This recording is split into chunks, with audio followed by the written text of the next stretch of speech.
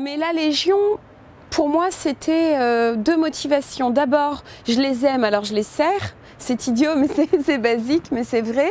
Vous savez, j'ai le tatouage, hein, je vous montre. J'ai le seul tatouage que j'ai sur le corps, c'est More Majorum. C'est la devise du 2e rep, et ça veut dire à la manière des anciens. Je vais pas me mettre à faire ma chialeuse tout le temps, là. Je chiale tout le temps, putain. Je vais pas parler de ça, merde. On peut pas passer à autre chose. J'ai envie de guérir, moi. Vous comprenez ça ou pas? Guérir, putain. Comment elle a été mise en place avant qu'on parle du... Alors d'abord, j'ai eu le désir d'écrire une histoire sur les blessures psychologiques des soldats, mais d'aujourd'hui.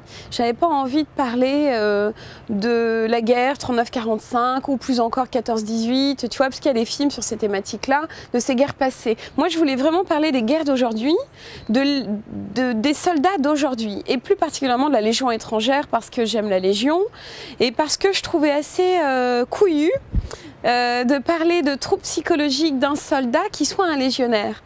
Justement parce que c'est un sujet qui parfois est un peu, je dirais pas tabou, parce que la Légion prend tout à fait en compte leurs blessés, tu vois, ça fait même partie de leur code d'honneur du légionnaire, quoi. Tu n'abandonnes ni tes morts ni tes blessés, etc. Il y a une grande solidarité à la Légion étrangère.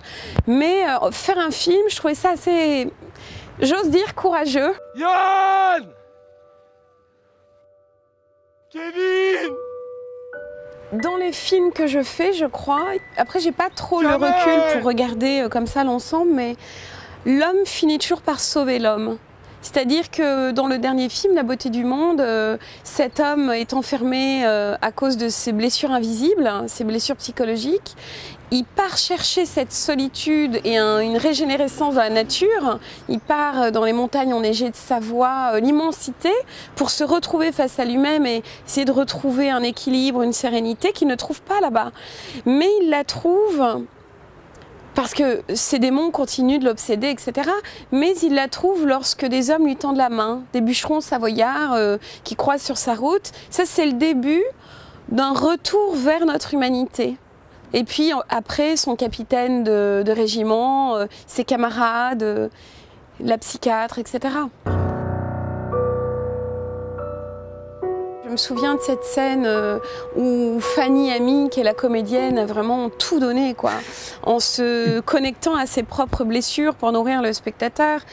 Et je me souviens de cette scène où son compagnon lui dit pète les plombs, enfin l'engueule, etc. parce qu'elle parle de leur intimité à une amie et lui il veut pas être jugé, il veut pas être moqué, et d'ailleurs il n'est pas moqué mais il le ressent très très mal. Et elle lui dit en hurlant, en pleurant avec ses tripes, moi aussi j'ai besoin d'aide. Les blessures de son compagnon agissent aussi et créent des blessures en elle. Et désintègre à un moment donné, ou en tout cas met à mal cette famille, avec leur enfant aussi, Maëlle, qui assiste à tout ça, ne comprenant pas bien sûr.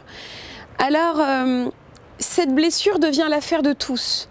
Et d'ailleurs, Jackie Toto, qui interprète Abraham dans le film, qui est aussi un blessé, qui partagera la chambre avec Roman, dit cette chose qui moi me semble essentielle, et que j'ai voulu vraiment évoquer dans le film.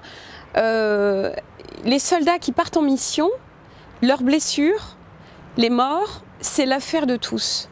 Mais je ne suis pas certaine que les Français en général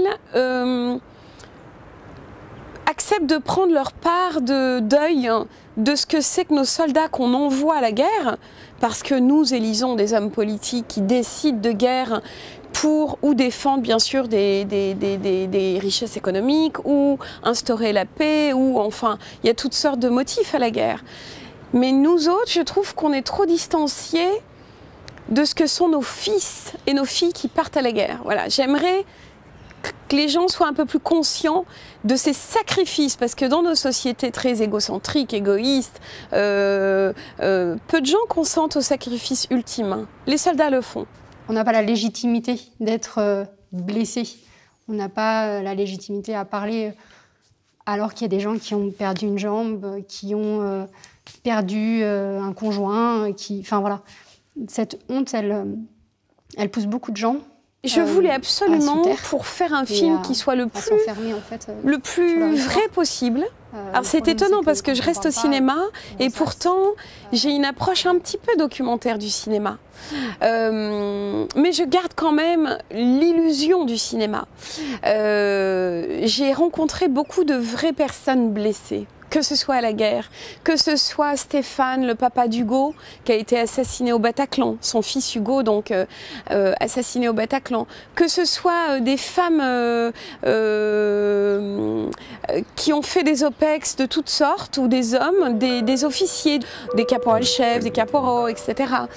Eh bien, j'ai voulu donner la parole à ces vraies personnes pour qu'elles nous parlent de leurs vraies blessures. Donc il y avait forcément en préparation beaucoup de dialogues avec eux, d'échanges.